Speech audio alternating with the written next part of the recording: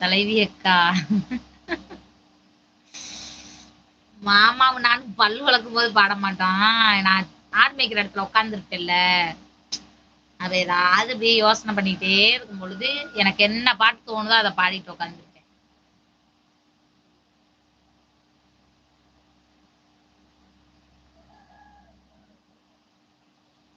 என் மனச மாமனுக்கு பத்திரமா கொண்டு செல்லு, இன்னும் என்ன வேணும்னு உத்தரவு போட சொல்லு,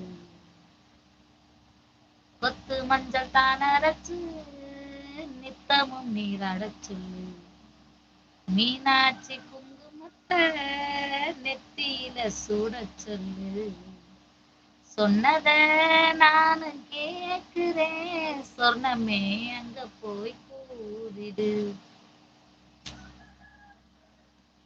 எனக்கு இப்படி பாட்டுக்கதான் ரொம்ப பிடிக்கும்.